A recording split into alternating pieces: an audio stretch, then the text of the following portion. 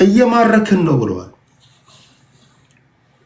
በሰሜን ጎጃም ዞን ገብሬ በተባለ ከተማ ሰራዊቱ በወሰደው እርምጃ 26 የጠላት ኃይል በመደምሰስ እግር በእግር የተከታተልን እያደናቸው ነው ይላል።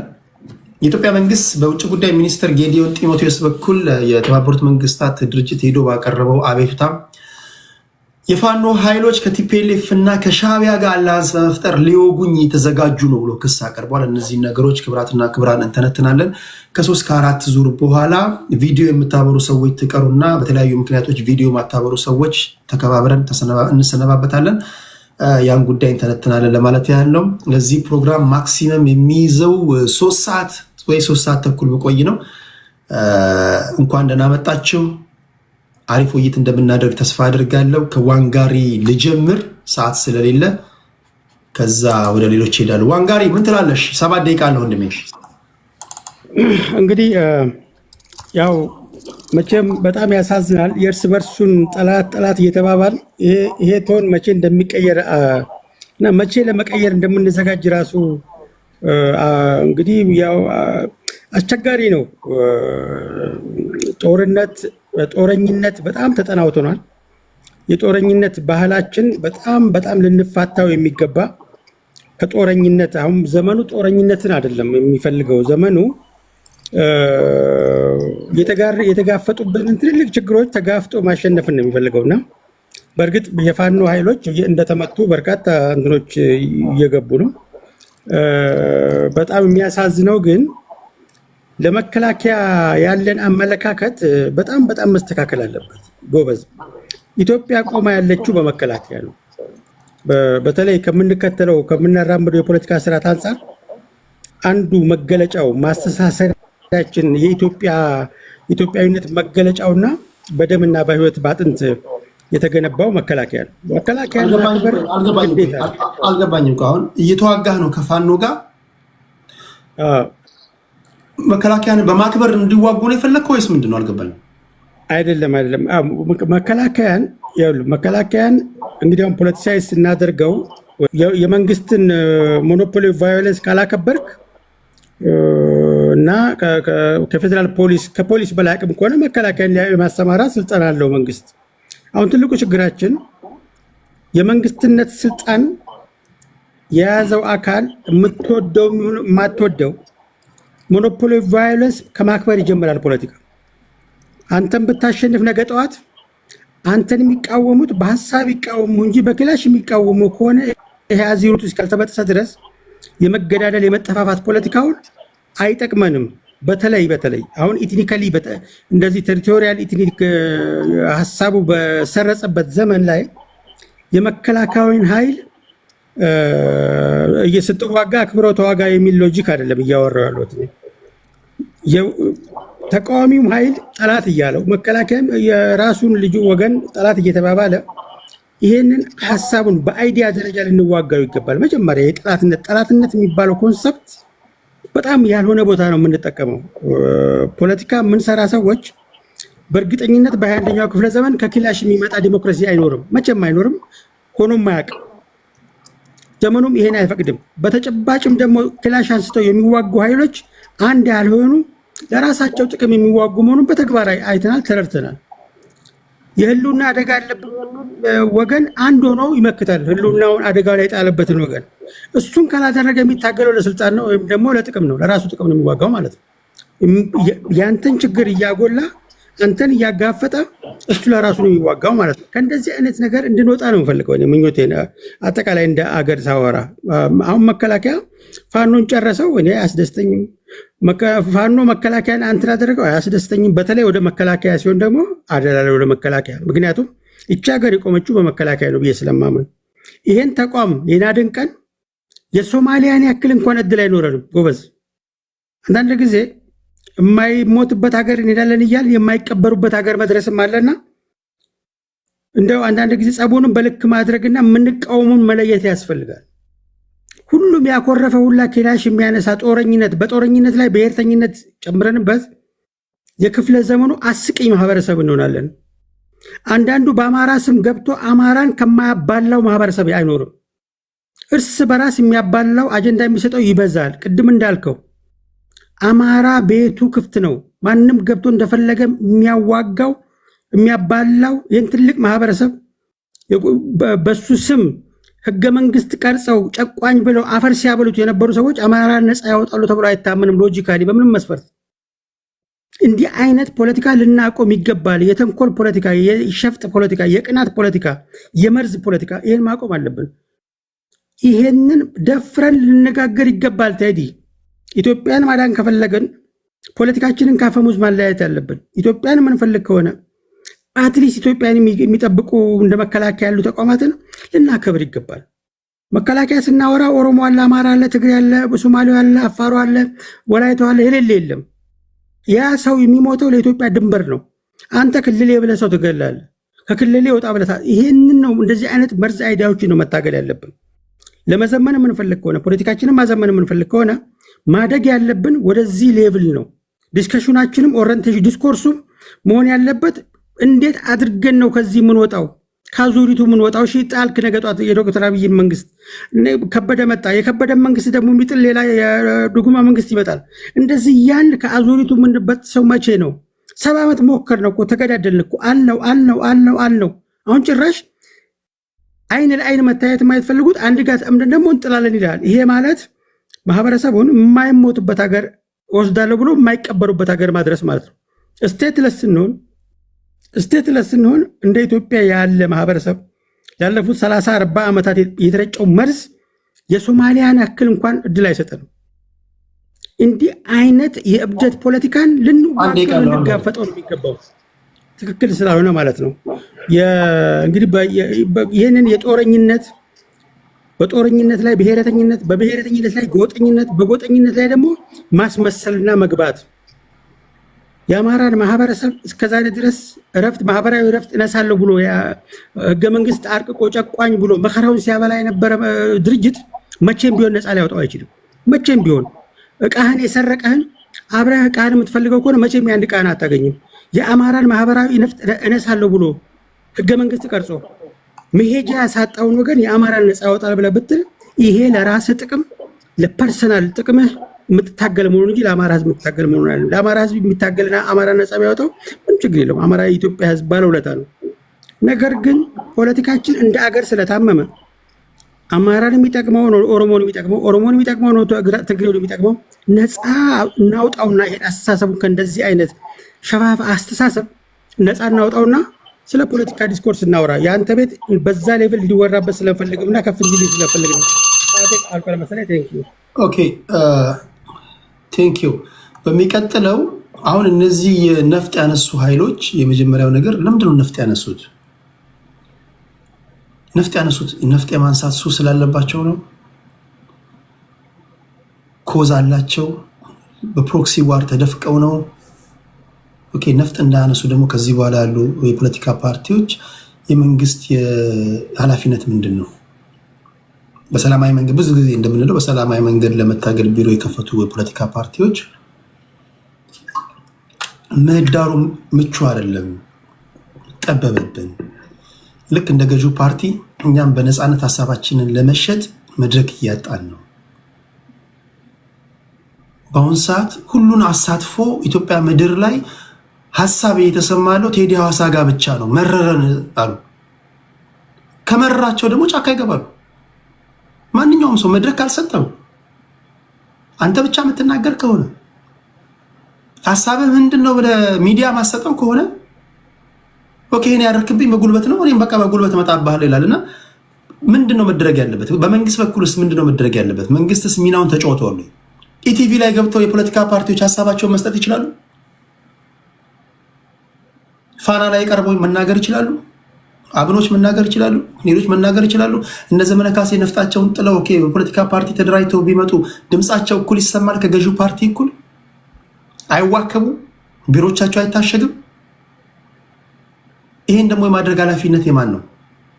በጀቱንም ጀቱንም የያዘው የመንግስት ኃላፊነት ማለት ነው። ያን ለማድረግ አስተማማኝ ሁኔታ ሳይፈጥርላቸው በጦርነት እስከመቼ ነው? በነገራችን ላይ የኢትዮጵያ ታሪክ እንደዛ ነው።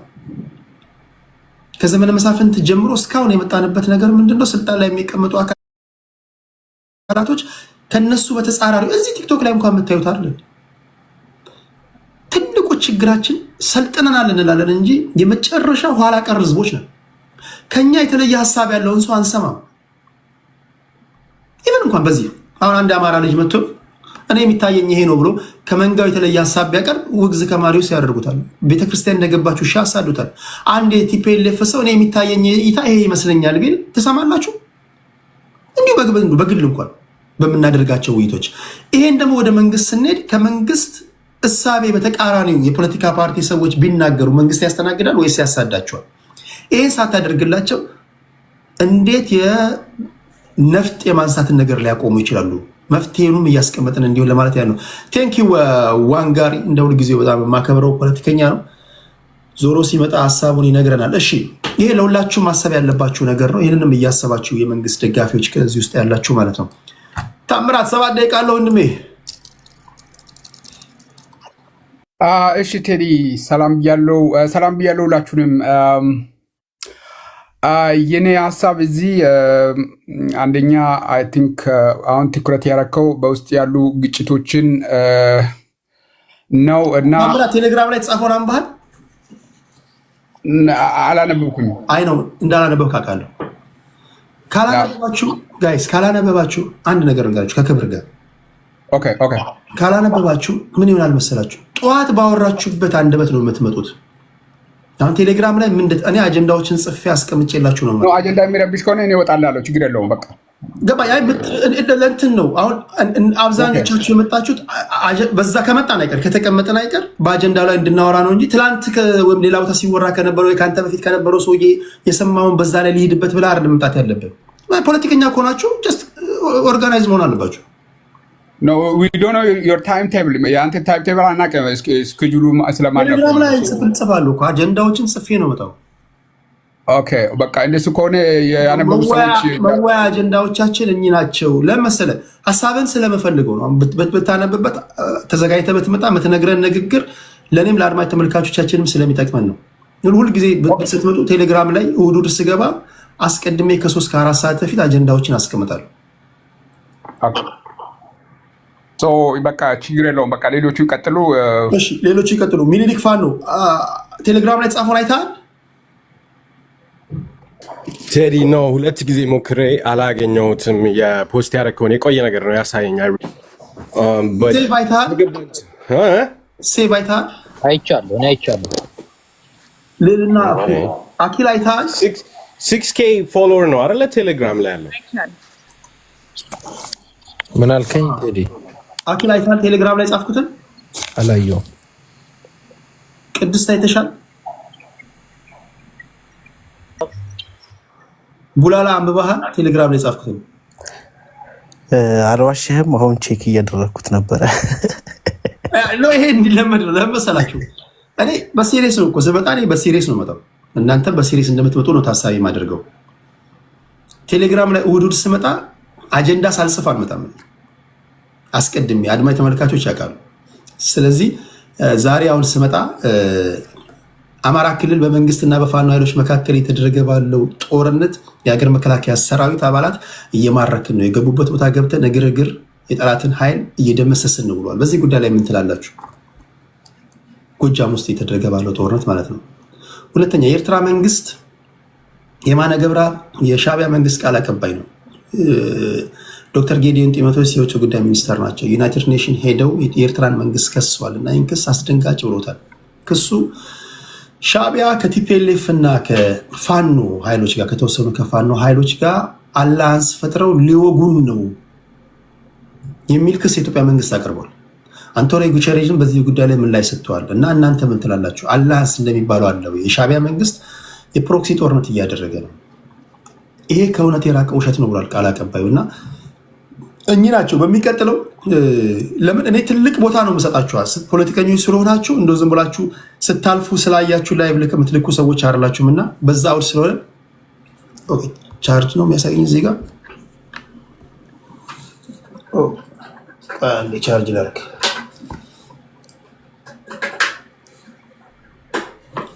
እሺ ስለዚህ እነዚህ ናቸው። ነገ ከነገ ወዲያ የምትመጡ ሰዎች መጀመሪያ እሑድ እኔ ጋር ሪኩዌስት ከመላካችሁ በፊት ቴሌግራም ላይ ሄዳችሁ ቴዲ ምን ጽፏል ብላችሁ አይታችሁ ተዘጋጅታችሁ እንድትመጡ ይሁን። ይሄን የማደርገው ምንድነው አንደኛ እንድትዘጋጁ ነው፣ ሁለተኛ ኦርጋናይዝድ እንድትሆኑ ነው። ኦኬ በዚህ አውድ ነው ሁላችሁም አሁን አይታችሁታል ብዬ ተስፋ አደርጋለሁ። ከዋን ጋር ቀጥለው እንዳገባባችሁ እንዲመቸኝ ወደ ስዩሜ ልሂድ። ስዩም አይተዋል አይደለ? አዎ ቴዲ። እሺ ወደ ስዩሜ ልሂድ። 7 ደቂቃ አለህ ወንድሜ።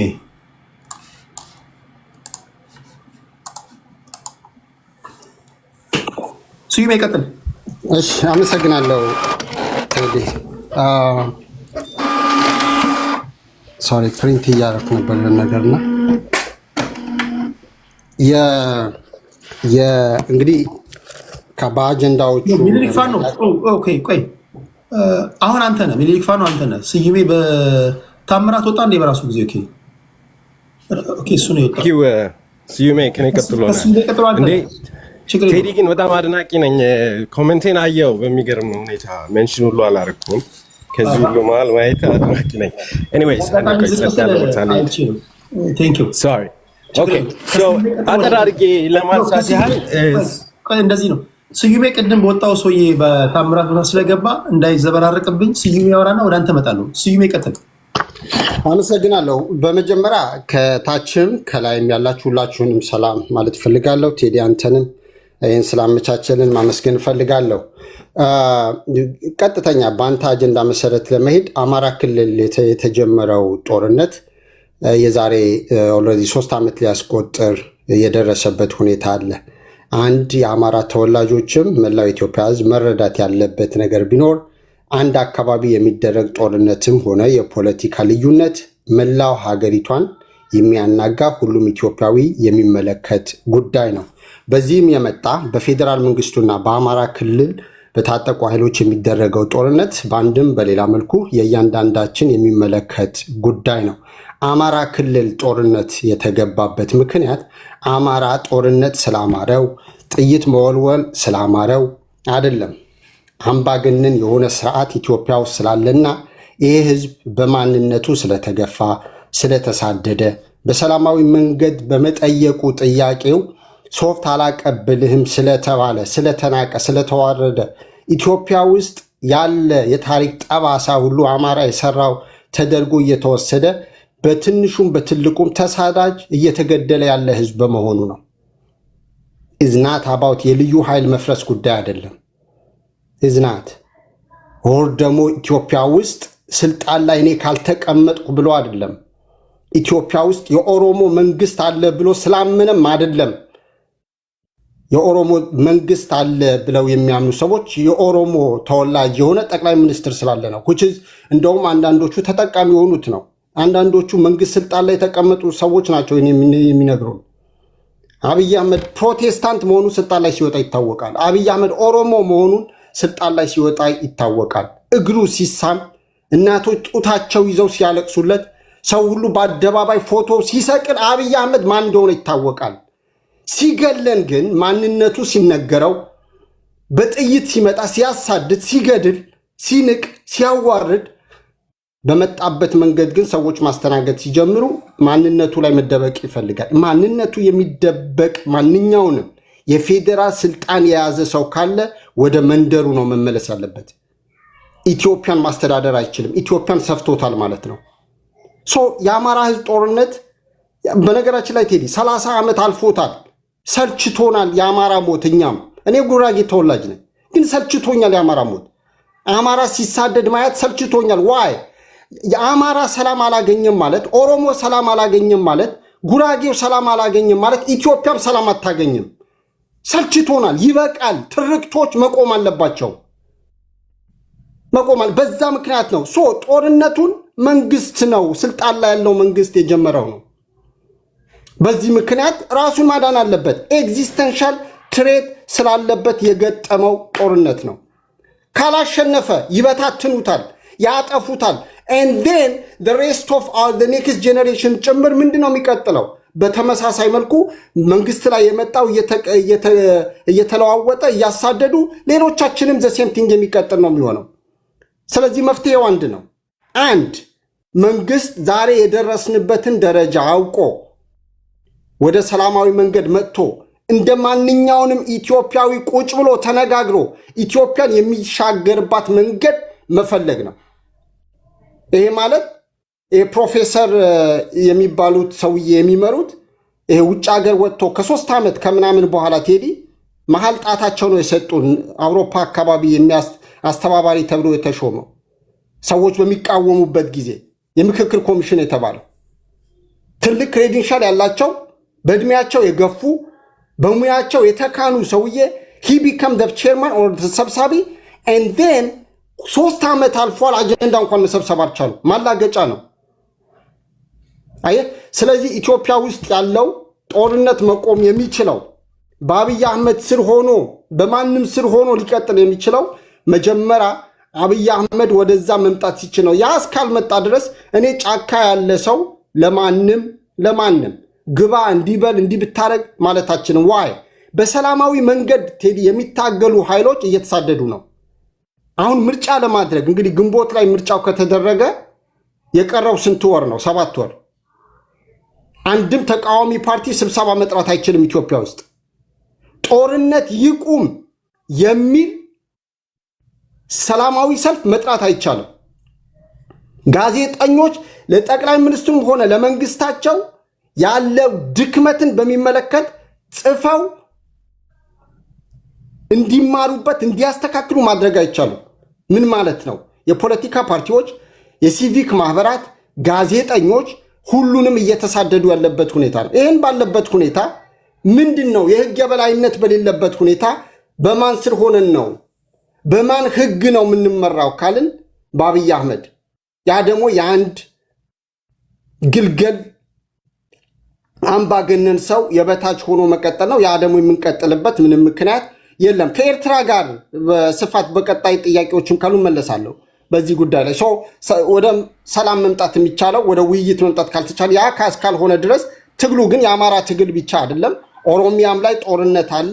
ሰላማዊ ዜጎች የሚገሉ የታጠቁ ኃይሎች ያንን አቁመው ጠላት ላይ መንግስት ላይ ብቻ ትኩረት አድርገው መቀጠል አለባቸው። መከላከያ የሚባለው ቅድም ወንድሜ ምኞትህ ነበር ስትናገር የነበረው። መከላከያው በየዋህነት የተማሩት የተነገራቸው ሉዓላዊነት የመጠበቅ ነው፣ ሀገርን የመጠበቅ ነው፣ ህዝብን የመጠበቅ ነው። አሁን ግን የአብይ አህመድ ተላላኪ ሆነው የአብይ አህመድ ስልጣን እያስቀጠሉ ያሉ ናቸው። እነሱን አክብር። ሞቴን እያፋጠነ ያለን መከላከያ ላከብረው አልችልም። ወንድሞቻችን ናቸው። የስ የሀገር ሉዓላዊነት ቢጠብቁ ደስ ይለኝ ነበር። እንደውም ለእያንዳንዱ በተለይ መከላከያ ያለው ኃይል ማስተላልፈው ለማን ነው የምትሞቱት? የድሃ ልጆች ናችሁ። የሀብታም ልጆች መከላከያ አይላኩም። የድሃ ልጆች ናችሁ። እናትና አባቶቻችሁ አሳድገዋችሁ እንዳትማሩ ዩኒቨርሲቲ ጥለዋችሁ 95-98% እየጣሏችሁ ከዛ ሉዓላዊነት ትጠብቃላችሁ ተብላችሁ የአብይ አህመድን ስልጣን እስከ መቼ ታስቀጥላላችሁ? ወገናችሁ ላይ እየተኮሳችሁ ትቀጥላላችሁ? ይሄ ለእናንተ የማቀርበው ጥያቄ ነው። እሺ ቴንክ ዩ ስዩሜ። ወደ 1992ቱን ኮንቬንሽን ኦን ዘ ሎ ኦፍ ነን ናቪጌሽናል ዩዝ ኦፍ ኢንተርናሽናል ዋተር ኮርስስ የሚል የ1997ቱ የዩናይትድ ኔሽን የውሃ ህግ ድንበር ተሻጋሪ ውሃዎች ህግ ላይ አርቲክል 7 ምን ይላል? ኖ ሲግኒፊካንት ሃርም upstream states must avoid causing damage to downstream users via dams, reducing flow or pollution. If harm occurs, the affected state can seek remedies including compensation. ኢትዮጵያ ዩናይትድ ኔሽን ፈራሚ አባል ሀገር ናት። ኢትዮጵያ በምትሰራው ስራ አፕስትሪም ያሉ ሀገሮች ላይ አደጋ ከጣለች ካሳ እስከ መክፈል ድረስ ልትገደድ ትችላለች ይላል። በአጋጣሚ ሆኖ ኢትዮጵያ የአፍሪካን ዩኒየን መቀመጫ አፍሪካን ሀገራት በሙሉ ስቴብል አድርገው ጠንካራ ሆነው እንዲቆዩ የምታረግ ሀገር ናት። ያም ሪስፖንሲቢሊቲ ያለባት ሀገር ናት። ከዛ ሪስፖንሲቢሊቲው አንጻር ዩናይትድ ኔሽንም የአፍሪካ ዩኒየንም የቻርተር ህጎች የመጠበቅ ኃላፊነት አለባት ማለት ነው። ሌላኛው ግብፅና ኢትዮጵያ በጣም ጠላት ናቸው ተብሏል። እሱ ላይ አንዳንድ ነገር ላለው የመጀመሪያው ከ4ኛው ሴንቸሪ ጀምሮ እስከ 1959 ድረስ ግብፅ ለኢትዮጵያ ጳጳስ ቀብታ ትልክ ነበር። ሁለተኛው በትሬድ እና ዲፕሎማሲ ነው። ከአንደኛው እስከ 7ኛው ክፍለ ዘመን ድረስ ኢትዮጵያ ከግብፅ ጋር ጠንካራ የሚባል የንግድ ግንኙነት ነበራት። ቀጥሎ ግብፅና ኢትዮጵያ ተረዳድተው ያውቃሉ። ኢትዮጵያ ለምሳሌ በስዊዝ ካናል ኬዝ ጊዜ ግብፅ ላይ በተነሱባት ጊዜ አፄ ኃይለ ሥላሴ ኢንዲፍረንት ሆኖ የማንም ደጋፊ ሳይሆኑ ለግብፅ ስትራቴጂክ ድጋፍ አድርጓል። ሌላኛው አፍሪካ ዩኒየን ሲመሰረት ከመስራች ሀገራት ጠንካራ ከሚባሉ ከኢትዮጵያ ጋር ጎን ከቆሙ ሀገራት ግብፅ አንደኛዋ ናት። ሌላኛው የኢትዮጵያ አቢሲኒያ ባንክ ሲመሰረት የግብፁ ኮሜርሻል ባንክ ሰዎች መጥተው ኢትዮጵያ ውስጥ ባንኩን ስንመሰረት ትልቅ ድጋፍ አድርጓል። ሌላኛው ኢትዮጵያ የግብፅን ሰራዊት በሱዳን ውስጥ በታፈነ ጊዜ ሄዳ ነፃ ወጥታለች ማለት ነው። ሶ ጠንከር ያለ ግንኙነት ያለን እንደ ማህበረሰብም እንደ አማራ ደግሞ ስናገር በቅርቡ አማራን ሰብረነዋል ከሚለኝ ኃይል አማራን ዳይሬክትሊ ጠላት ያላደረገው ግብፅ ጠላትነት ላይበት አልችልም። አሁን እንደ ማህበረሰብ እኛ እንደ አማራ ማህበረሰብ አማራን እናጠፋዋለን ብሎ ማኒፌስቶ ላይ ጽፎ የመጣው አማራ ነፍጠኛ ነው እናፈናቅለዋለን፣ አማራም እናፈናቅልበት ካርታ አለን ብሎ ካርታ ሰርቶ የመጣ ኃይል ነው። ለምሳሌ ሌንጮ የአብይ አህመድ አሊ የግል አማካሪ ነው፣ በሹመትም ነው ያለው። ሌንጮ ይመራ የነበረው ድርጅት እዛው ግብፅ ተቀምጦ ነው። አብይ አህመድ አሊ ከግብፅ ጋር ሲሰራ በአንድ አካል ሆነ። ብርሃኑ ነጋም $500,000 ከግብፅ ሲቀበል በአንድ አካል ሆነ። ህወሓት ሰዎች በአንድ አካል ሆኑ። ኦኬ ሌንጮ የአብይ አማካሪ አሁንም ያለው ሲሰራ በአንድ አካል ሆነ ወይም በአንድ አካል ተባለ። ሌሎችም ኃይሎች ባይዘው እነሱ ብቻ ሳይሆን ሌሎችም ኃይሎች ሲሰሩ በአንድ አካል ተባሉ። አማራ ያው እንደ ማህበረሰብ እኛም የሴሜቲክ ቋንቋ ተናጋሪ ህዝቦች ነን። ግብፅም የሴሜቲክ ቋንቋ ተናጋሪ ነው። ዘመድ ፍለጋ ከተባለ ግብፅን ማቅረብ በዝምድና ብዙ የሚርቅ ስላልሆነ ማለት ነው። ታሪኩን መጥቀስ ይቻላል። ያም ስላለ ተነስቶ አማራ ከግብፅ ጋር ሊሰራ ነው። ባይዘው የኢስት አፍሪካን እና የሰሜን ምስራቅ አፍሪካን ፖለቲካ ለአንዴና ለመጨረሻ ጊዜ አማራ ይፈተዋል። ከዚህ ውሃ ጋር ተገናኝቶ ባለው ኢትዮጵያ 25,000 ሜጋዋት የማምረት ፖቴንሻል አላት፣ ከዚህም የበለጠ ማለት ነው። ያንን ማምረት የሚቻለው አገሪቷ ሰላም ስትሆን፣ ሰላም መምጣት የሚችለው ደግሞ የሌሎች ሰዎች ጉሮሮ ላይ ሳትቆም በጋራ በትብብር ስትሰራ ነው። ሁለተኛ ሌላ ትልቅ ሬስፖንሲቢሊቲያችን ደግሞ እንደሚታወቀው የአፍሪካ ዩኒየን አባል ዋና መስራች ሀገር ሄድኳርተር መሆናችን የአባትነት ሮል አለ ማለት ነው። ሌላኛው ኢትዮጵያ ውስጥ አማራን እንገላለን፣ አማራን እናጠፋለን፣ አማራን እንጨፈጭፋለን፣ እዚህ ቦታ ያለን አማራ እናፈናቅላለን የሚል የመንግስት ስርዓት ለአማራው ህዝብ ጠላት ነው ከግብፅ በላይ። ግብፅ እኮ ውሃ ነው የምትፈልገው ከኛ፣ ነፍሳችንን የሚፈልግ ነፍሳችንንም እየነጠቀን ያለ ስርዓት አለ። ይሄ ስርዓት ደግሞ የፖለቲካል ክሊኩ 60 ዓመት ያለፈው ነው። ስለዚህ አማራ ህዝብ እኮ ፊት ለፊቱ የተቀመጠለት ነው። ይሄን ስርዓት ዛሬ ብቻ አይደለም የምንቀብረው፣ እንዳይነሳ አድርገን ለወደፊትም ባቆጠቆጠ ጊዜ ሁሉ እየቆረጥን ወይም እየገረዝን ልናቆየው የምንችለው አማራው መቆም ያለበትን ቦታ ላይ መቆም ሲችል ነው። ይሄ ኃይል አቅም ባገኘው ቁጥር አማራን ይጨፈጭፋል፣ ካርታ ሰርቶ ይመጣል። ስለዚህ ግብፅ ውሃ ነው የፈለገችው።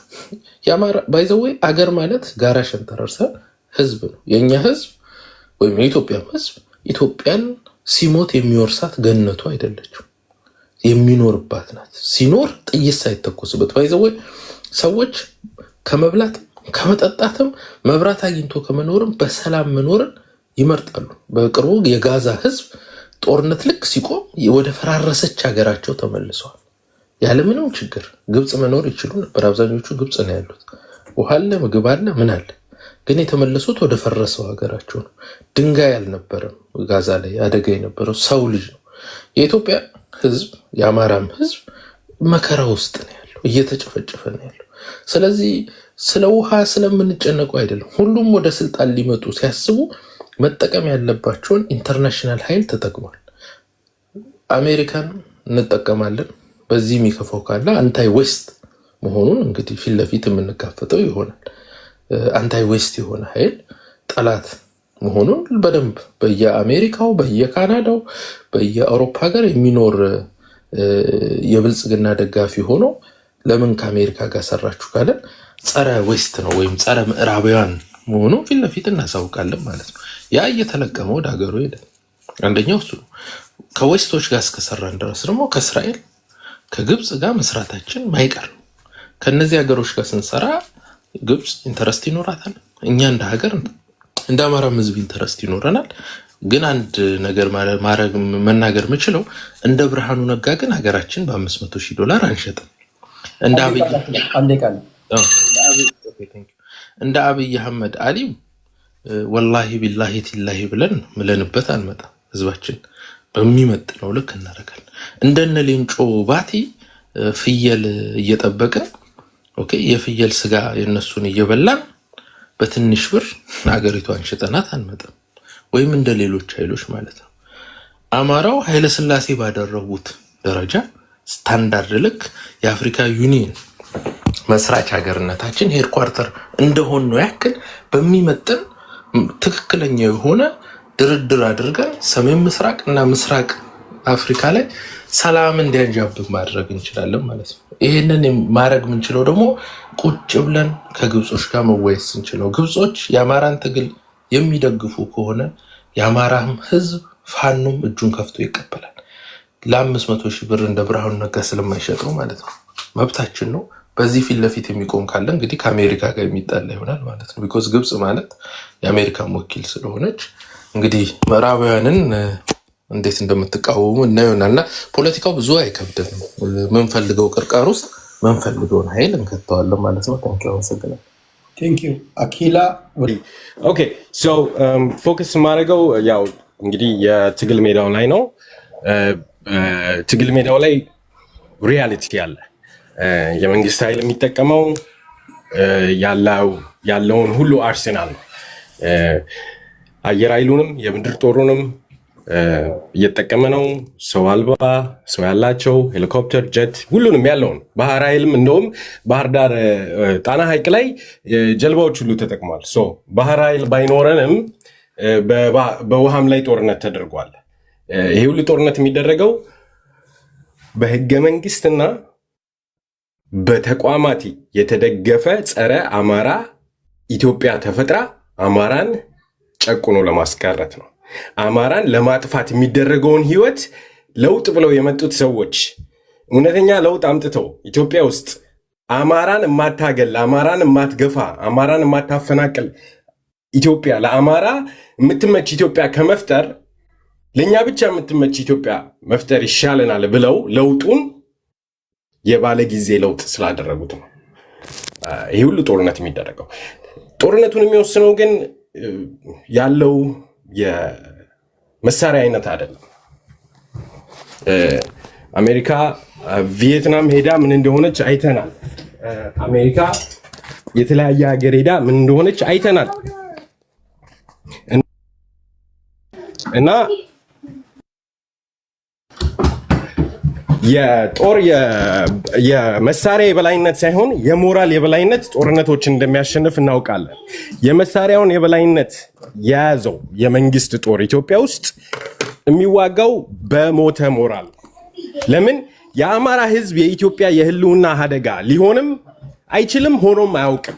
የአማራ ህዝብ ጥያቄና የአማራ ህዝብ ትግል የራሱን ህልውና ለማስቀጠል እንጂ የኢትዮጵያን ህልውና አፍርሶ ተገንጥሎ የራሱን ሀገር ለመስራት አይደለም። መከላከያ ሰራዊት ውስጥ ያሉት ወታደሮች እያንዳንዳቸው በልባቸው የሚያውቁት ሀቅ ምንድነው? የሚዋጉት ሚዲያ ላይ ብልጽግና እንደሚያወራው ጽንፈኛው ከሻቢያ ጋር ከኤርትራ ጋር ምናምን ከህወሓት ጋር እንደሚባለው ይሄ የፕሮፓጋንዳ ጦርነት ሳይሆን የሚዋጋው በስነ ስርዓት ሄዶ ቦታው ላይ መከላከያው እንዳየው ማንም የማያግዘው በራሱ ኃይል በራሱ አነሳሽነት በራሱ አደራጅነት ተደራጅቶ በጅምላ መጨፍጨፍ፣ መፈናቀል፣ መገደል፣ መጨቆን፣ ሀብት ንብረታችንን መጠቀም ሰለቸን ካለ ማህበረሰብ ጋር እንደሆነ እያየው ነው።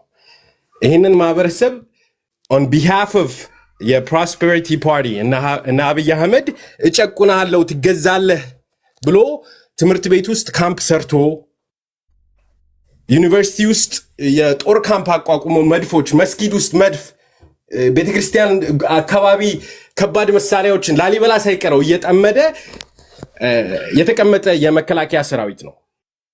ከፋኖ ጋር ሲዋጋ የሚዋጋው እንዲጠፋ የተፈረደበት ማህበረሰብ ውስጥ የተወለደ ወጣት እህት፣ ወንድም፣ ዘመድ አዝማዱ ከየክልሉ ከየኢትዮጵያ ውስጥ ካለ ቦታ ሁሉ ሲፈናቀል፣ ሲገለል፣ ሀብት ንብረቱ ሲቀማ ያየ ፋኖ ነው ጦር ሜዳው ላይ ያለው። የመከላከያ ሰራዊቱ ከካምፕ ሁሉ መውጣት አይፈልግም። የአብይ አህመድ አማራ ክልል ያሉ ጥቂት ሆዳሞችን ተጠቅሞ ልዩ ኃይልና ሚሊሻውን ከመከላከያው በላይ እየከፈለ አማራን እርስ በርሱ ለማጋደል የሚያደርገው ጦርነት ነው። መከላከያው በየሁሉም ቦታ ላይ ከኋላው ሆኖ ትዕዛዝ የሚሰጡት ሰዎች የሚያመጡበትን ቅጣት እየፈራ ነው እንጂ መዋጋት የሚፈልግ መከላከያ ሰራዊት አማራ ክልል ውስጥ ያለ because የተቀጠረበት ተቋም የኢትዮጵያን አንድነት ሉዓላዊነት የሚያስከብር እንጂ አንድን ህዝብ ትገዛለህ ብሎ እንዲደፈጥጥ የተቀጠረበት ተቋም ስላልሆነ that being said ፋኖ 100% የሚዋጋለትን ምክንያት ያለምንም ጥርጣሬ የሚያምንበት ምክንያት ነው። አዎ ፋኖ በአሁን ሰዓት በዚህ ደቂቃ አንድ ድርጅት የለውም፣ ግን እመኑም አትመኑም የሚዋጋለት አንድ ምክንያት ብቻ ነው ያለው። የሚሞትለት አንድ ምክንያት ብቻ ነው ያለው። የፈለገውን መስዋዕትነት ቢመጣ ሊከፍል የተዘጋጀበት ምክንያት የት ድርጅት ይሁን የት አካባቢ ይሁን የት ይሁን ልዩነት የለው። አንድ ዓላማ ይዞ የሚዋጋ ከዛ አልፎ ተርፎ ደግሞ መከላከያ እሱ ዓላማ ምንድነው? የዓላማ ይኸውልህ ቴዲ ሲምፕል። ብዙ ጊዜ አንተ ጋር ስመጣ አሏል ኢትዮጵያ ውስጥ ያለው ችግር ሁለት መሰረቶች ላይ ነው የቆመው። አንደኛው ኮንስቲቱሽናል ነው ማለት ህጋዊ ነው። ሁለተኛው ደግሞ ይሄ ኮንስቲቱሽን ኢንስቲቱሽናላይዝ ተደርጓል ማለት ኢንስቲቱሽኖች ውስጥ በፍርድ ውስጥ በፈለከው በንግድ ውስጥ በፈለከው ሀገር የሚቆምባቸው ተቋማቶች ውስጥ ስትገባ ተቋማት ውስጥ ስትገባ ጸረ አማራነት አለባቸው። የትም ቦታ ብትሄድ forget የጋራ የምንላቸው ከተማዎች ውስጥ ኦኬ አማራ ክልል ውስጥ ራሱ የአማራ ሀብታሞች እንዳይሰሩ የሚሰሩ የፌደራል ተቋማት አሉ። ፋኖ የሚታገለው ተቋማንም ህጉንም ጸረ አማራ የሆነም አስተሳሰብ ከኢትዮጵያ ለማስወገድ ነው። አደጋ ውስጥ ሆነን ልንኖር አልችልም። የህልውና አደጋ የምንለው እኛን የመኖር ዋስትናችንን የሚነፍግ ነገር ስላለ ነው። እሺ አንድ ጥያቄ ላንሳለሁ። ኦኬ ፓውዝ ማይ ታይም ፕሊዝ። ፖዝ አድርገዋለሁ። አማራ ክልል ላይ ከ4000 በላይ ትምህርት ቤቶች ተዘግተዋል። አማራ ክልል ላይ የፋኖ ታጣቂዎች ገበሬዎችን በጠራራ ፀሐይ ሲረሽኑ እያያችሁ ነው። ሽማግሌ ሲረሽን እያየ ነው። ይህ ለአንዱ ለአማራ ህልውና የምትንሰፈሰፍለት ለምን ትገለዋለህ? እውነት የምትወደው ከሆነ ማለት ነው። ከምን ጊዜውም በላይ የህልውና አደጋ ውስጥ የጣልከው አንተ አይደለ? ለምሳሌ አማራው ይገደላሉ። በቪዲዮ ያለ ነገር ነው። የሃይማኖት ሰዎች ይገደላሉ። አዘሴም ታይም ደግሞ ለህልውናችን ነው የምንታገለው ስትል አንተ ስትገለው ህልውና አይሆንም፣ ሌላው ሲገለው ህልውና የሚሆነው ማለት ነው። ይሄ አይጋጭም ወይ ነው? እስኪ ሲን አስረዳ። ኦኬ የአማራ ገበሬዎችን ፋኖ እንደው ተርፏቸው ሳይሆን ካላቸው ላይ የሚያካፍሉትን የአማራ ገበሬዎች ፋኖ በዘፈቀደ ያለ ምንም ምክንያት ምንም ሳያረጉት ሄዶ ይረሽናል ማለት ይከብዳል። እኔ አሁን እንደዚህ አይነት ክሌም ባመጣ ኤቪደንስ ትለኛለህ። የምታወራው ነገር ደግሞ እንደ ኤቪደንስ ልታመጣ የምትችለው አንድ ወይንም ሁለት ቪዲዮዎች ካሉ ግለሰቦቹ ላይ የተወሰደውን እርምጃ ማንኛውም አመራርም ግለሰብም ደጋፊም አውግዞታል። ምክንያቱን ግን ጠይቀናልም አውቀናል እንጂ ፋኖ ሄዶ ገበሬ ይገላል የሚለው ነገር I mean it doesn't make sense። ፋኖ እኮ በአሜሪካና አውሮፓ በተቀመጡ ኢትዮጵያውያን ስንቅና የሚያስፈልገው ነገር ሁሉ እየተሟላለት አይደለም የሚዋጋው። ፋኖ የሚዋጋው የአማራ ህዝብ የጀርባ አጥንቱ ሆኖ እየደገፈው ስላለ ነው ፋኖ የሚዋጋው። ያ ህዝብ ደግሞ በአብዛኛው ገበሬ ነው። ፋኖ ገበሬውን የሚገልበት ምክንያት የለውም። ትምህርት ቤቶች ያልከው ግን በጣም ቁልፍ ነገር ነው። ምክንያቱም አይደለም ትምህርት ቤቶችን የሃይማኖት ተቋማቶችን ለፋኖ መጥቶ እንዳያሸንፈኝ የሚያመች ቦታ ከሆነ ወታደሮችን ለማሳደር የሚያመች ቦታ ከሆነ ያለምንም ከልካይ ያለምንም ጠያቂ ካምፕ አደርገዋለሁ ብሎ የገባ የመከላከያ ሰራዊት አለ። የህፃናት ትምህርት ቤት በል ህፃናቱ እንዳይመጡ ካምፕ አድርገነዋል። ማንም የሚጠይቃቸው የለም። የከፍተኛ የትምህርት ተቋሚውን ገብተው ወታደሮች ካምፕ አድርገውታል።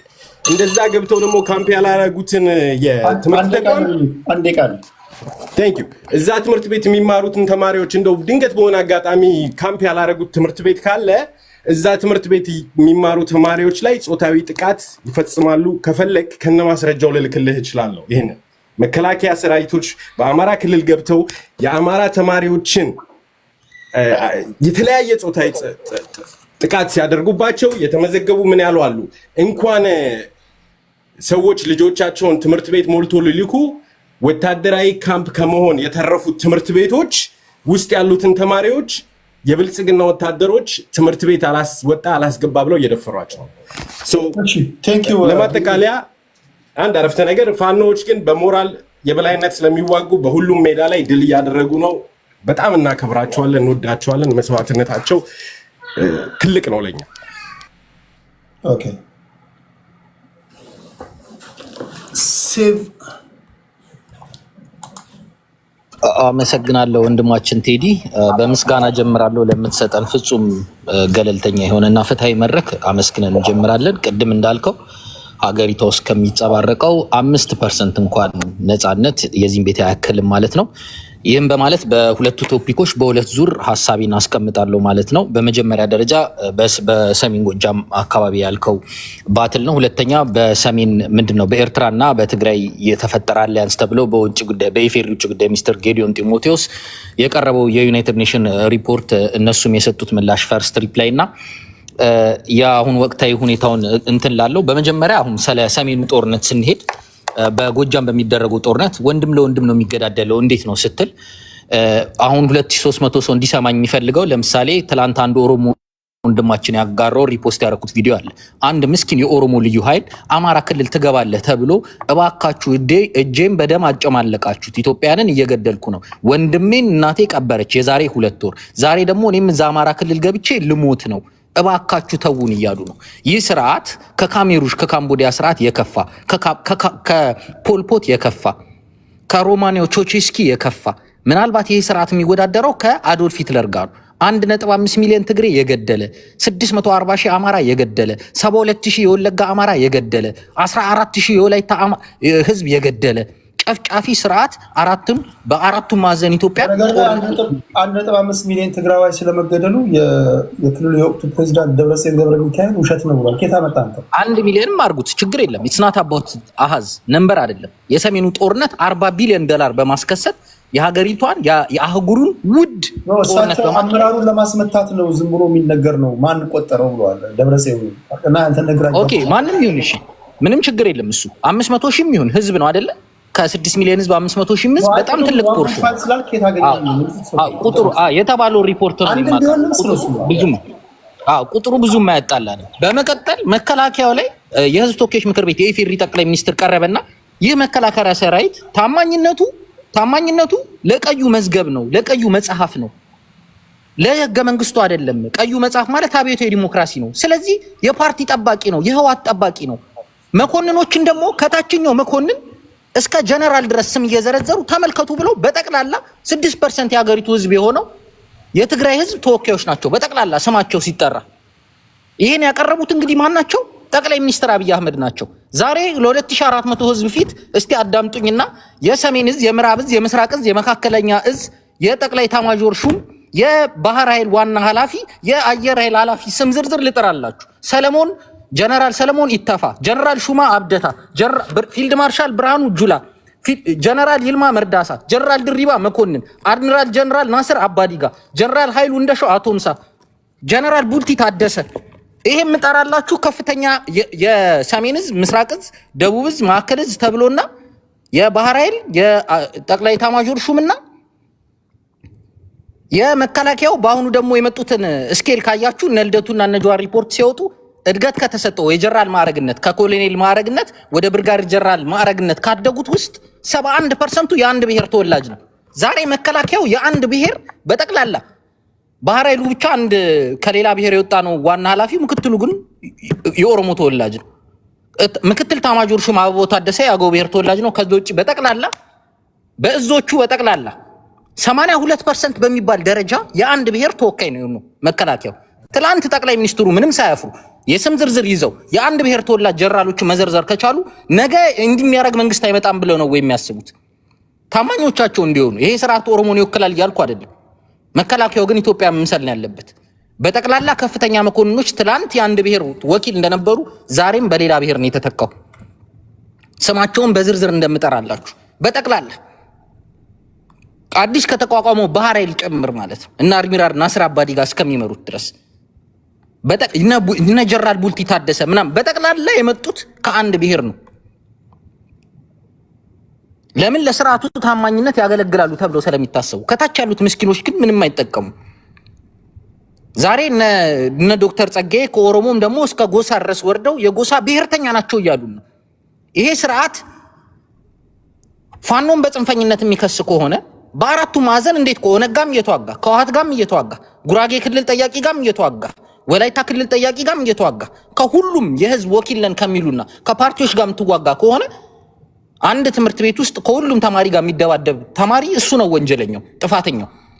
ቴዲ ሐዋሳ በትምህርት ቤት በሚማርበት ሰዓት 8ኛ ክፍል ከሙሉ ከ20 ተማሪው ጋር 12 ተማሪ ጋር ከተደባደብክ ቴዲ ዱርዬ ነህ ወይ የአመል ችግር አለብህ ማለት ነው። 12ቱንም አይ የአመል ችግር አለባቸው ቴዲ ጨዋ ነው ሊባል አይችልም። ከኦሮሞ ከሰፊ ኦሮሞ ህዝብ ጋር ከአማራ ጋር ከትግሬ ጋር ከወላይታ ጋር ከጉራጌ ጋር ከጌዲዮ ጋር የምትጣላ ከሆነ አንተ ነህ ዱርዬው።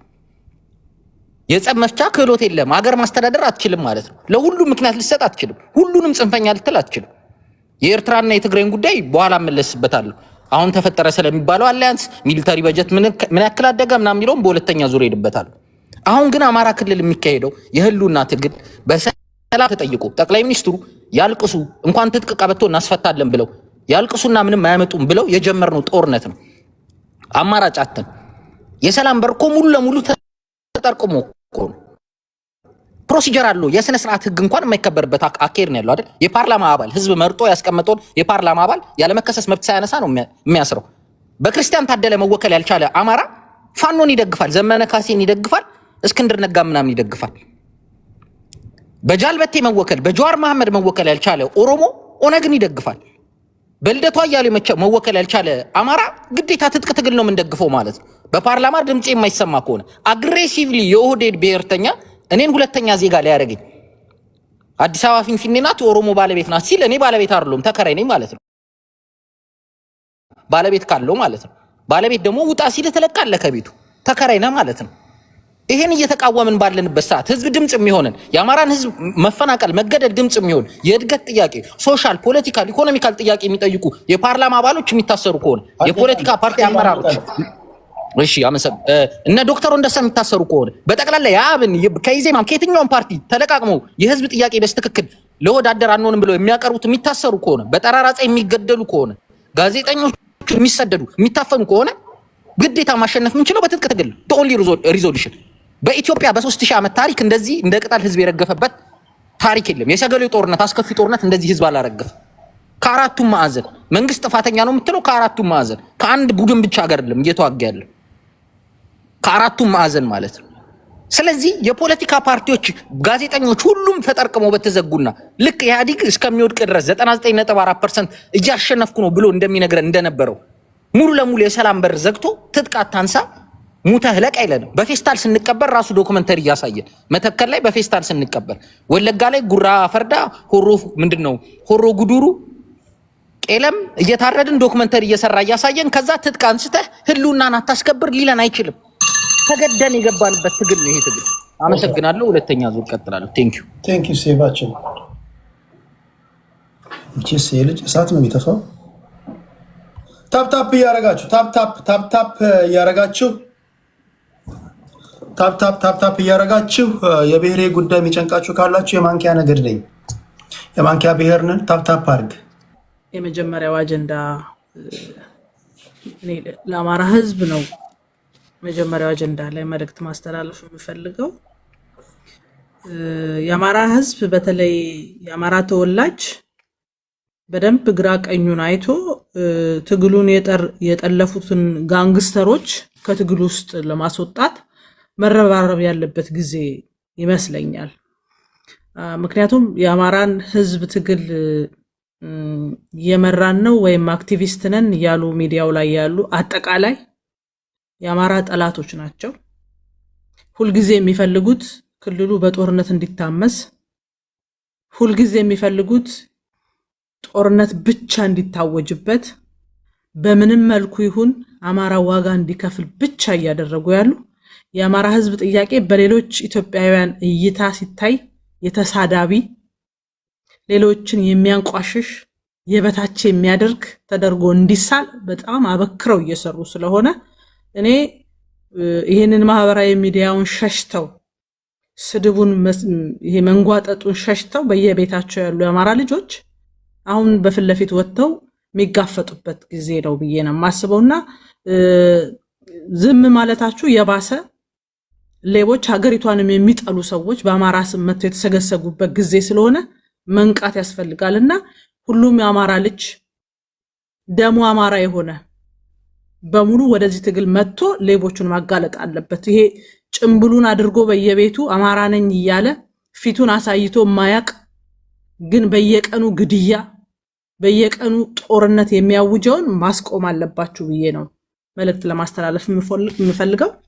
ወደ ሁለተኛው አጀንዳ ስንመጣ በኢትዮጵያና በኤርትራ መካከል ኢትዮጵያ ያቀረበችውን ክስ የኤርትራ በጣም አስደንጋጭ ነው የሚል ምላሽ የሰጠችበት ላይ ነው ሐሳብ መስጠት የምፈልገው። እንግዲህ ኢትዮጵያ የሀገሯን የፖለቲካዊ ሁኔታዎች ስታይ አጠቃላይ በቀጠናው ላይ ያለውንም ፖለቲካ ስታይ ኤርትራ በቀጥታ ኢትዮጵያ ውስጥ ያሉ ችግሮችን በማባባስ እጇን ኢትዮጵያ ፖለቲካ ውስጥ ከታለች። ለዚህ በጣም ብዙ ማሳያዎች እያየን ያለ ነው። ስለዚህ ዓለም አቀፉ ማህበረሰብ ኢትዮጵያ እንደ ሁል ጊዜው ጸባጫሪ አይደለችም። ኢትዮጵያ ይታወቃል። በጣም አስተዋይ የምስራቅ አፍሪካ ላይ ያለውን የበላይነቷን አስጠብቃ መሄድ የምትፈልግ ሀገር፣ በጣም ሰላማዊ ሀገር ነች ኢትዮጵያ። ሁል ጊዜ ጎረቤቶቿ መጥተው ሊወሯት ፖለቲካ ውስጥ ገብተው ሊያተራምሱ ህዝቧን ሊበትኑ ብዙ ይጥራሉ። ይሄ ለዘመናት ያደረጉት ነው። ኢትዮጵያ ግን ሁል ጊዜ ጎረቤቶች ሲቸገሩ አብራ የምትቆም ዜጎቻቸው ቢፈናቀሉ ባላት አቅም የምትሰበስብ የተቻላትን ሁሉ የምታረግ መልካም ሀገር ናት። ነገር ግን ጎረቤቶቿ ደግሞ ሁል ጊዜ ኢትዮጵያውያንን መውደቅ መበታተን የሚፈልጉ ስለሆነ ተኝተውልን አያድሩም። እናውቃለን ታሪካዊ ጠላቶቻችንን። የኤርትራ መንግስት ኢትዮጵያ ላይ እያደረገ ያለውን ነገር ዓለም እንዲያቀላት ነው የጠየቀችው። ምክንያቱም የኤርትራ መንግስት ሁል ጊዜ ኢትዮጵያን እያተራመሰ መቀጠል አይችልም። ስለዚህ ይሄንን ሁሉም እንዲያቀላት ጥያቄ አቀርባለች። ነገ ለሚፈጠሩ ነገሮች ጉዳዩን በትክክል ሁሉም ዓለም እንዲያይላት ማሳሰቢያ ጭምር ነው። የኤርትራ መንግስት ደግሞ ክዷል። እውነት ነው። አንድ ሀገር ገብቶ ሲያተራምስ አው እያተራመስኩ ነው አይልም። ጦርነት እንኳን የጀመሩ አካላት እኛ ጦርነት ጀምረናል ብለው አምነው አያውቁ። አሁንም ልትል የምትችለው ነገር ይሄ ነው። ግን ይሄ አዝማሚያ ወዴት ነው ይዞን የሚሄደው ነው? አንደኛ ኢትዮጵያ የምትፈልገው የፖለቲካዊ ጥያቄ አላት፣ ታሪካዊ ጥያቄ አላት። የቀይ ባህርን አክሰስ የማግኘት የአሰብ ጉዳይ የኢትዮጵያ አሁን ወደፊት የመጣ አጀንዳዋ ነው። ለዚህ ትውልድም አስፈላጊ ነው። ስለዚህ ይሄንን ጥያቄ ወደፊት ይዛ መምጣቷ አይቀርም። ኤርትራ ለዚህ መዘጋጀት አለባት። የሰው ሀገር ውስጥ ገብተ ስታተራምስ ምላሹ ራሷ ኤርትራ ሀገርነቷንም የማሳጣት ደረጃ ሊደርስ እንደሚችል ደግሞ በደንብ ታሳቢ መሆን መቻል አለበት። ኤርትራ እስከመቼኛን እያመሰችን ትኖራለች? እስከመቼ በኢትዮጵያውያን ደም ትነግዳለች? ራሷ ኤርትራ ሀገር እንድትሆን ኢትዮጵያ ፈቃድ ስትሰጥ መልካም ጥሩ ጎረቤት እንድትሆናት እንጂ እድሜ ልክ እያደማቻት እንድትኖር አይደለም። ስለዚህ ወደደችም ጠላችም በግፍ ተወስዶብን የነበረውን አሰብ እኛ ሁልጊዜ ሰላም ነው የምናስቀድመው። በሰላማዊ መንገድ እንጠይቃለን፣ ህጋዊ መንገዶችን እንከተላለን። ለዚህ ደግሞ የቻልነውን ሁሉ እናደርጋለን። ሁሌም ከሰላም የሚታጣ ነገር የለም። ከዚህ ግን በዘለለ አሁን ኤርትራ እያደረገችው እንዳለው ዝም ብለን ተኝተን እጃችንን አጣጥፈን በራሳችን ክልል ውስጥ በራሳችን ከተሞች ውስጥ ሞት ስታውጅ ደም ስታፈስ እኛ ፖለቲካ ውስጥ እጇን ስታስገባ እጇ መቆረጥ አለብን። ይሄ ማይቀር ነገር ነው። እጇ መቆረጥ አለበት። ልካቸውን ማወቅ አለባቸው። ስለዚህ ኢትዮጵያ ልክ ነች። ዓለም አቀፉ ማህበረሰብ ማወቅ አለበት። እንዴት አይነት ደባ እየተሰራብን እንደሆነ ዓለም በሙሉ ማወቅ አለበት። እኛ ጸበጫሪዎች አይደለንም። ኤርትራንም ዝም ብለን ከሜዳ ተነስተን አንነካትም። ነገር ግን የኢትዮጵያ ህዝብ ፍላጎት ትላንት በሸፍጥ የሄደው ትላንት ሁለት ወንበዴዎች ሀገር የገነጠሉበት መንገድ ስህተት እንደሆነ ኤርትራውያንም ያውቃሉ። ይህንንም አሳልፈው የሰጡትም ያውቃሉ። ይሄንን ጥያቄ ወደፊት እየገፋባት ሲመጣ ኤርትራ በቀጥታ ኢትዮጵያ ፖለቲካ ውስጥ ኢትዮጵያውያን አለመግባባት ውስጥ እጇን ከታ ሀገር እያተራመሰች ነው ያለችው። ስለዚህ ሀገር የሚያተራምስ አካል ዝም ሊባል አይገባውም። በቀጥታ እርምጃ እንወስድም ይታወቃል። ነገር ግን ምን እየሆነብን እንዳለ ምን አይነት ችግር ውስጥ እየከተተችን እንደሆነ እና በኢትዮጵያ የፖለቲካ ጉዳይ ውስጥ እጇን እንዳስገባች ለዓለም ማሳወቅ ያስፈልጋል። ይሄንን እያደረገች ነው ያለችው። ልትክር ትችላለች። ነገር ግን በጣም ብዙ ማስረጃዎች አሉ ኢትዮጵያ ፖለቲካ ውስጥ ምን እየሰራች እንደሆነ። ከዛ ግን ሲያልፍ ቀጣዩ ምን ሊሆን እንደሚችል እነሱ መገመት ይችላሉ። ዓለምም የሚገምተው ነገር ነውና የኤርትራ ጉዳይ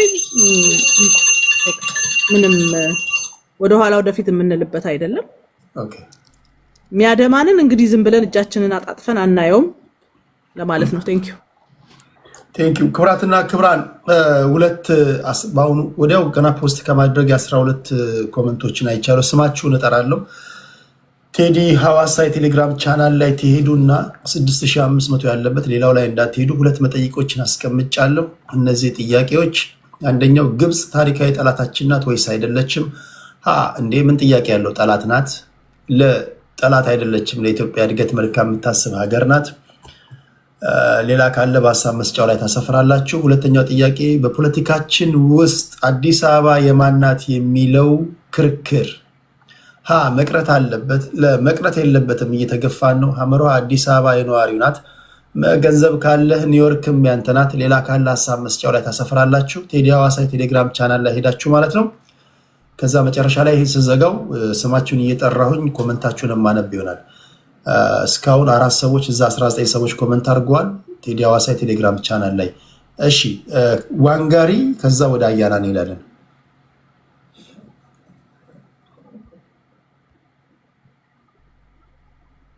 የመጨረሻ ንግግሬን አድርጌ ተኛለሁ። ዛሬ ነጋብን ብዙ ቁጭ ብለን ያው የሀገር ጉዳይ ነው። በኤርትራ ጉዳይ ላይ ነው ፋይናላይዝ ማድረግ እንፈልገው። እንግዲህ ዩናይትድ ኔሽንስ፣ አፍሪካን ኤዩ በግብፃውያን ሲመሩ ኢትዮጵያ ላይ ሸፍጥ ማድረጋቸው ተረጋግጧል። አሁን ይሄ ጉዳይ ገፍቶ መጥቷል። ዩናይትድ ኔሽንም ላንድ ሎክድ የሆኑ ሀገራቶች ግፍ እንደተፈጸመባቸው የዓለምን ሰላም ለማስጠበቅ የሚፈለግ ከሆነ ላንድ ሎክድ ስቴቶች የአክሰስ ቱ ዘ ሲ ራይታቸውን ከኮስታል ስቴት እኩል የሚጠቀሙበት ሁኔታ ሊመቻች እንደሚገባ እስከዛሬ በዝምታ ስንመለከት ጉዳታቸውን ስናባብስ ኖረናል። ባላጥፉ ሲቀጡ ኖረዋል በሚል ባለፈው የዛሬ 15 ቀን ሲናገሩ ነበረ ጉተሬዝ። ሰምታችኋቸው ከሆነ ይሄ ዝም ብሎ የመጣ አይደለም። በዚህ ጉዳይ ላይ በኮስታል ኢንተርናሽናል ቲሎ ኮንቬንሽን በሚመለከት 3 ጊዜ የዓለም ምሁራኖች ሪሰርች አቅርበውበታል። እሱም አክሰስ ቱ ዘ ሲ እና ሶቨርኒቲ ራይት ኢኳል ራይት ሊሰጣቸው ይገባል። ሁለቱ እኩል ሲሆኑ ነው የዓለም ሰላም ሊረጋገጥ የሚችለው። ምክንያቱም አክሰስ ቱ ዘ ሲን ራይት ሰጥተህ ኮስታል ስቴት ላይ ዲፐንደንት እንዲሆኑ ማድረግ ማለት ስጋ ሰጥቶ ቢላ እንደመከልከል ነው የሚቆጠረው። ይሄ ትክክል የሆነ አይደለም። የዓለም አቀፍ መርህ ተስተካክሎ አክሰስ ቱ ዘ ሲ እና ሶቨርኒቲ ኢኳል ራይት ኖሯቸው ላንድ ሎክድ የሚባል አገር አይኖርም። ኢትዮጵያ ጥቁሮችን ከነጭ እኩል እንዳደረገችው ላንድ ሎክድ ስቴቶች በሙሉ አክሰስ ቱ ዘ ሲ ራይታቸው ይረጋገጣል። ይሄ ገፍቶ የመጣ ነው። ጉተሬስ የዛሬ 15 ቀን ያረጋገጠው ሀቅ ነው። በዚህ ጥያቄ ላይ በተለይ ኤርትራ ስለ ሉዓላዊነት የማውራት ሞራል የላትም። ምክንያቱም ስለ ሉዓላዊነት ሞራል ለማውራት የኢትዮጵያ ሉዓላዊነት መገንጠልም ካለባት ፍቺዋን 80ን ስትቀድ ህግና ስርዓትን ተከትላ እስካሁንም የምንቦጫጨቀው እስካሁንም የምንጎሻሸመው ፍቻችን ህጋዊ ስላልነበር ነው። ፍቺው ህጋዊ አልነበረም። የኢትዮጵያ መንግስት ወደቀ እንጂ ኢትዮጵያ ሉዓላዊነቷን አላጣችም። አንድ ሀገር መንግስት ሲወድቅ ሉዓላዊ የአገር ግዛት ቴሪቶሪያል ኢንቴግሪቲዋን ጠብቃ የመጠበቅና የማስጠበቅ ጊዜያዊ መንግስት ተሾሞ ያን የማሻገር የዩናይትድ ኔሽንስ ኃላፊነት ነው። ይህንን ያውቁታል።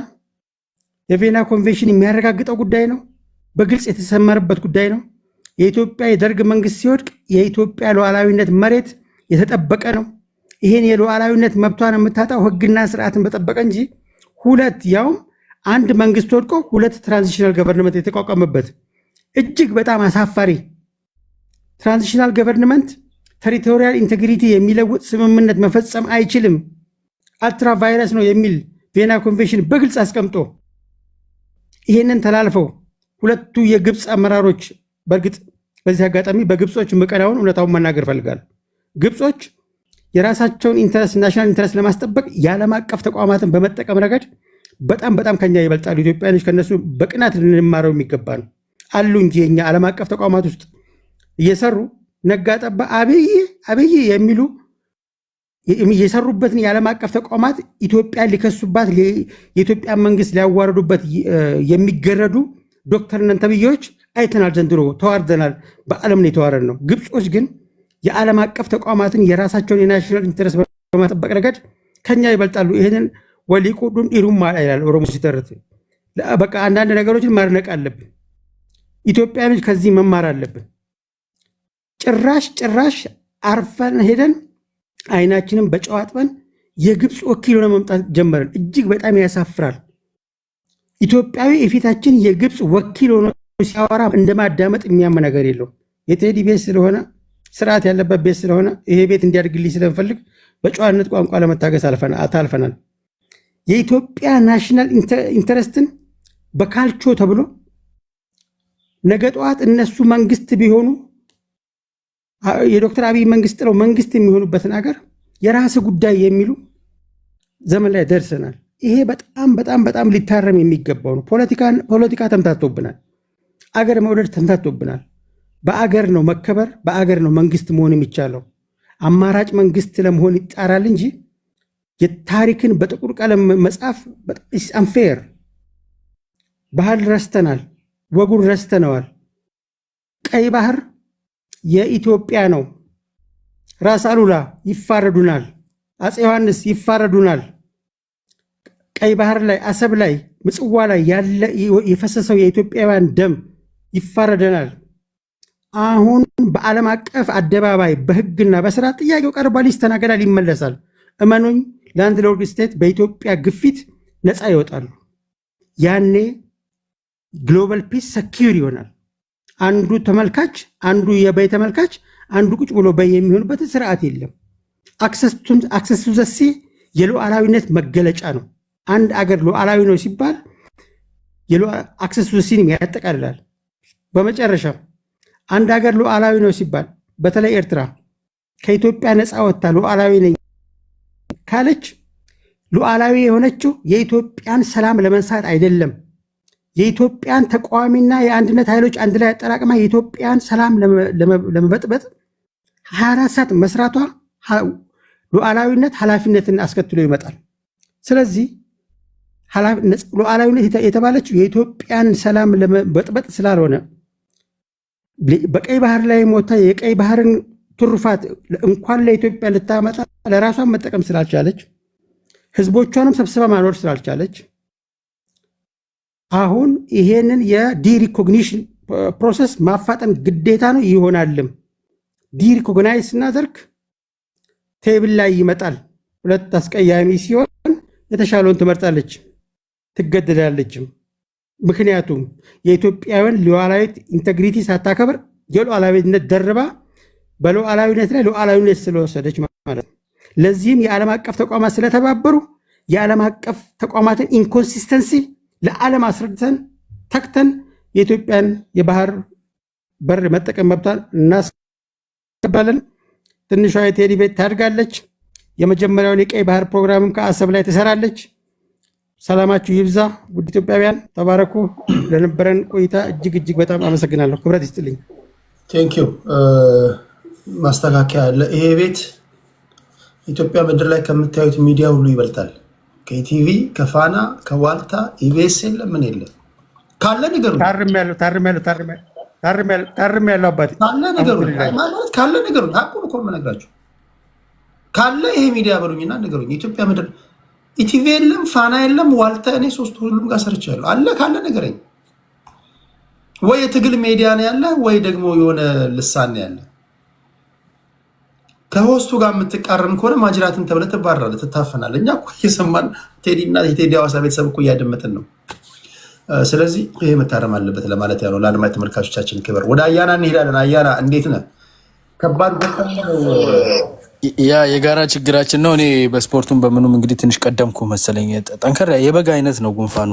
በጎች ድሮ ነበሩ ተገላገሉ በግ ጉንፋን ሲይዝ አይተህ። ኤኒዌይስ ዛሬ አምሽቼ ነው የተቀላቀልኳችሁ። ቢዚ ነበርኩ። ወደ ስዩም እያወራ እያለን የመጣሁት አንዳንድ ጥያቄዎችን ፖዝ አድርገህለት በጣም የሚገርም ነው። ለሱ ጥያቄ የምታቀርብለት ሪዝነብል ጥያቄ ነው እና ለነዛ ጥያቄዎች የሚሰጠው መልስ እውነት ኦልሬዲ ተለጉሞ ያሰበውን ጠንቅቅ ያለው ይሄ ነው ሀሳቤ ብሎ ጨርሶ እሱን ለማጠናከሪያ መጥቶ የሚሰማ ሰው ካልሆነ ክፍት አእምሮ ይዞ ነገርን ለማሰላሰል እያሰበ ለሚመጣ ሰው ስዩምን የጠየካቸው ጥያቄዎች መልስ ይሰጡታል። ሄዶ ስዩም የብሔራዊ ምክክር ኮሚሽን መፈጠር እንዳለበት ነው የተናገረው። ኦልሬዲ ተፈጥሮ ያለው ማለት ነው። ታማኒነት ያላቸው ቅቡልነት ያላቸው ከተለያየ ቦታ የሆኑ ሰዎች ይካተቷል። አሁን ያሉትን ሰዎች ማለት ነው። ኮሚሽነሮቹ እንግዲህ እነሱን ከአንድ ብሔር ናቸው ከአንድ ፖለቲካ አስተሳሰብ ወይም ደግሞ የሬፑቴሽን ችግር አለባቸው ብሎ የሚያነሳ ሰው ካለ ይገርመኛል። መጨረሻ ላይ ስዩም ሄዶ ያረፈበት መፍትሄ ይሆናል ለኢትዮጵያ ብሎ የነገረን ዛሬ ያለንበት ነገር ነው። ግን ስዩም የሚያደንቃቸው ሌሎች አካላት እዚህ ውስጥ ባለመሳተፍ የፖለቲካ ብልሃት መስሏቸው የሚንቀሳቀሱ ቢኮዝ ያውቃሉ ሄደው ከተሳተፉ በምን መንገድ ነው እና ዋና አማራ የሚባሉት እና አኪላ እንኳን ያው አይን አፍጥጠው መጥተዋል። የሆነ ጽሁፍም አምጥተዋል። አሁናዊ ሁኔታን እንገምግምና እንትን የፋኖ ባልንጀርነት ከማን ጋር ይሁን ከቲፒኤልኤፍ ጋር ከብልጽግና ጋር ከእንትን ጋር ብለው መጨረሻ ላይ ግብጽ ያዋጣናል የሚለውን ከግብጽ ጋር ነው የፋኖ ትስስር ሊሆን የሚገባው የሚል ጽሁፍ ጽፈው መጥተዋል እና አኪላና የነሱ ባለፈውም ነገር ያለው እነሱ ፈጠጥ ያለ ነው የመሳሪያ ንግድ እንደሆነ ሐሳባቸው ባለፈው ጊዜ ነግረውናል። አሁን ደግሞ አዲሱ ጽሁፋቸው ከእንትን ጋር ከግብጽ ጋር መስራት ይሻለናል ከውስጥ አካላት ጋር ከምንሰራ የሚል ነው ያመጡትና እንደዛ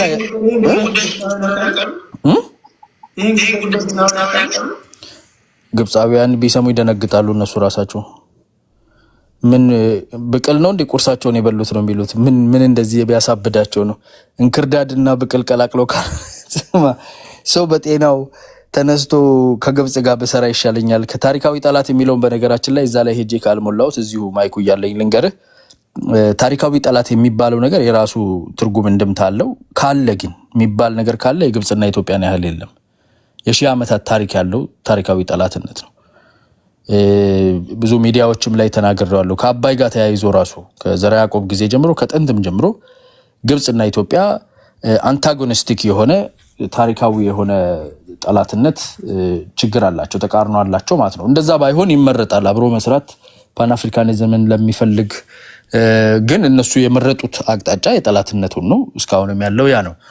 እነኚህ ሰዎች ደግሞ እኔ እነግርሃለሁ ባለፈው መሳሪያ እንነግድብሃለን ሲሉት ታላቁን የአማራን ህዝብ ከመናቅ አልፈው አይተው ታውቁም ገብቷል ጩጬ ያሉ ነው እዚህ ለንደን አሜሪካ ምናምን አምጥተው ለቃዋቸው እነ ዘር ያዕቆብ እነ አኪላ ምናምን ያው እዚሁ ነው ያደጉት እና አያውቁትም ህዝቡ ምን አይነት እንደሆነ መሬት ላይ ስለማያውቁት ይንቁታል ገባ ስንፈልግ መሳሪያ እንነግድበታለን ብለው አሁን የግብጽ አጋር እናረጋለን ይያሉት ነው የቲፒኤልኤፍና የነሴቭ የሻቢያዎቹን አልፈው የግብጽ አጋር እናደርጋለን እስከ ማለት ድረስ ደርሰዋል ድፍረታቸው ማለት ነው ጥሩነቱ ይሄ ህዝብ ኮሌክቲቭ ኢንተለጀንሱ በጣም ሃይ ነው ምን ጽፈህ መተህ እንደ ቅድም ሴቭ እንደሚያነብ እንደነበረው ጽፈህ አዘጋጅተህ መተህ የንትን ህዝቦች ምናምን ብትለው አውርተህ ስጨርስ ኦፍ ነው የሚያደርግ ያውቀዋል ድምጸትህ የማን ነው ትኩረትህ የማን ጥቅም ላይ ነው የነ ተወሰኑ ሰዎችን የስልጣን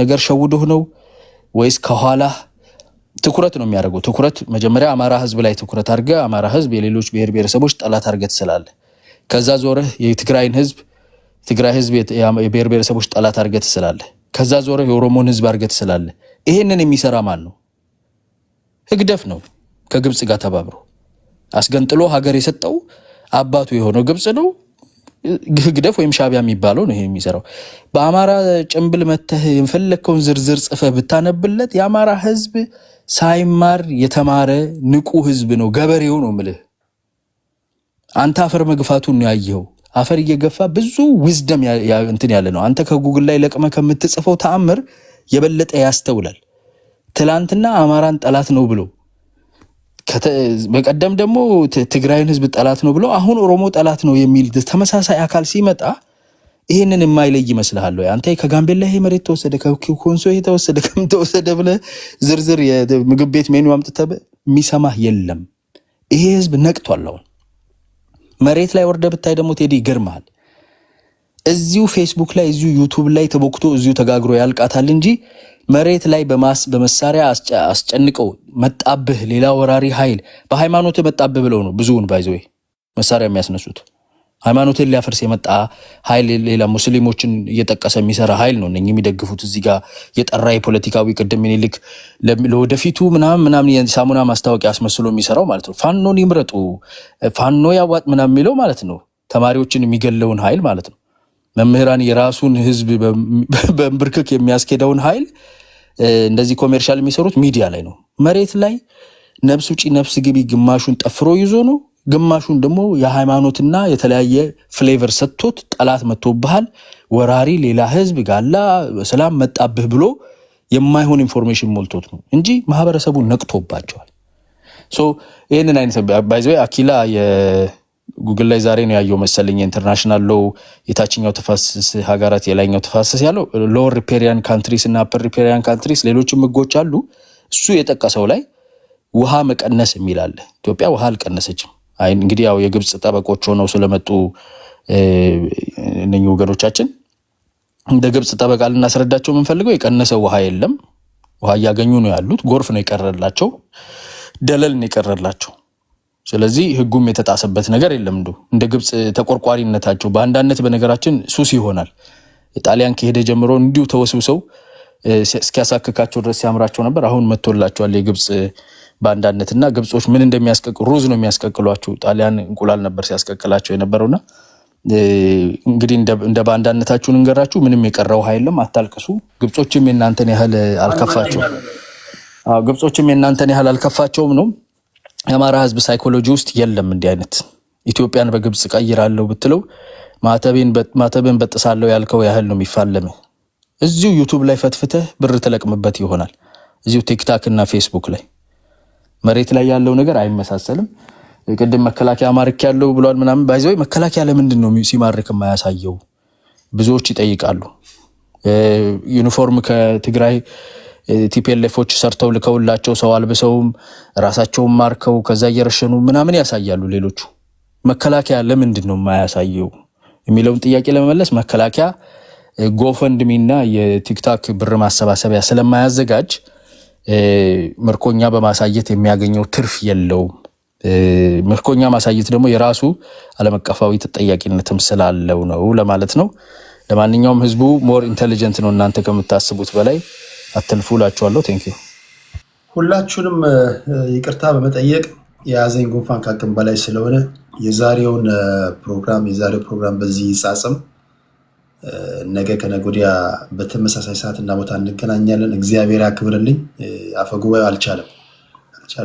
ቴዲ ከቻልክ አንድ ደቂቃ ብትሰጠኝ በቅደም ተከተል አንዳንድ አድርገው እንደው ሰባቱ አይ ኖ ፖለቲካ አይደለም። እኔ በስምምነታችን መሰረት አፈጉባኤ በማንኛውም ሰዓት ጥሩ ስሜት ባልተሰማው ሰዓት ስብሰባውን የማቆም መብት የተጠበቀ ነው መሰለኝ። ከሰጠም ለሁላችን ከሰጠም የጠበቀ ነው። ቴዲ ግን የሰማነው ወሬ በጣም ለጆሮ የሚከብድና ይቦንክም ሪስፖንስም የሚያስፈልገው ነው። አንድ ደቂቃ ሌላ ጉዳይ ካለ ንገሩኝ፣ በይደር እናሳድረው፣ ችግር የለውም። በጣም ነው ጉንፋን ያዘኝ፣ ትኩስ ነገር ልጠጣ።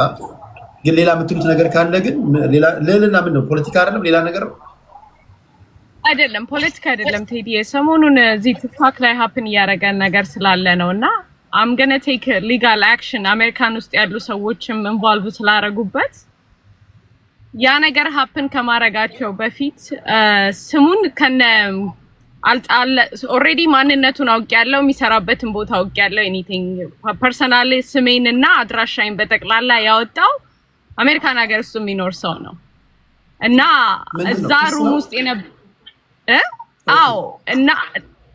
እና መልእክት ለመላክ ነው ቤዚክሊ ሰው ባለበት ካደረሱለት ብዬ ነው። ላይፉን ኤፌክት ያደርገዋል። ደህና ስራ ያለው ሰው ነው። በግልጹ የምነግረው በፐብሊክሊ ወጥቶ ይሄ ነገር ወንጀል ነው፣ እንደዚህ አይነት ተግባር መደረግ የለበትም ብሎ ይናገር። ካለበለዚያ ግን ሊጋል አክሽን ወስዳለሁ። ማን ነው ሰው ወይስ ስምና አድራሻ መናገር የለብኝም በህግ ብዬ ይቅርታ። ግን አሜሪካን ሀገር ግን የሰው ስምና አድራሻ ስልክ ቁጥር ፐብሊክ ኢንፎርሜሽን ነው። እሱን አይደለም እኮ እዝናት አድራሻዬን በጠቅላላ ማውጣት አትችልም። ኢትስ ኢሊጋል ፐብሊክ ኢንፎርሜሽን አይደለም። ኢትስ ኢሊጋል። ያንን ደግሞ አይደለም ካላችሁ ምንም ነገር አያርግ፣ ዝም ይበል። አክሽኔን ግን እንደምወስድና ኦሬዲ ቀድሜ እንትን እንዲያውቀው ብዬ ነው። ሰውየው ኦሬዲ አካውንቱን ያንን ስለሚያውቅ ወዲያውኑ አካውንቱን ፕራይቬት አድርጎታል። ወዲያውኑ አካውንቱን ፕራይቬት እንትን ብሎ ቀይሮታል። ኦሬዲ ግን ኢንፎርሜሽን ኦሬዲ አለኝ ለማለት ነው። በነገራችን ላይ እንደዚህ ያሉ ነገሮች አሁን ነገ ከተሳካ አንድ ማሳወቃችሁ ነገር ይኖራል። የዲያስፖራ የህግ ሰዎች ናቸው። በመብታችሁ ጉዳይ ላይ ፕሊስ አትደራደሩ። በህግ መጠቀም መልመድ አለባችሁ። ይሄ ሰው ሲዝትባችሁ እንዴ፣ በተለይ ዲያስፖራዎች ከሀገር ውጭ ያላችሁ ሰዎች እንካ ሰላምታ ውስጥ ብዙም አትግቡ።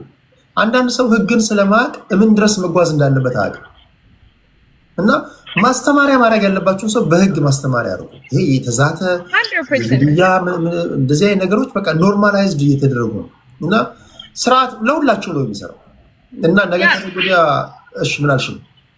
ይሄንን ነገር ቴዲ የመጀመሪያ ሰው ነው እንትን ነው ምን ያምክረ ይሄን ነገር ካላደረገው ይሄው እኔ በአባቴ እምላለሁ አስወርድ ማይ ዳድ ግሬቭ አደርገዋለሁ። ይቅርታ እንዲጠይቅ ነው ሰውየው ፐብሊክሊ ላይ ወጥቶ በአገሩ ባለው ስቴት ላይ ራሱ ኢሊጋል እንደሆነ አጣርቶ ማወቅ ይችላል። በስራው በኩል ይሄን ነገር ማድረግ ከቻለ ስራው ላይ ምንን ሀፕን እንደሚያደርግበት ራሱ ይጠይቅና እኔ ያንን ነገር በጠቅላላ እስከማጣራ ድረስ ነበር ዝም ያልኩት። ይቺን ሳምንት ጭራሽ የባሰባቸውም ስለመጣ እዛ ቤት ሆነው እንትን ያሉት ሰው እዚህ ያለው ላይ ጀምራለሁ ማለቴ ነው።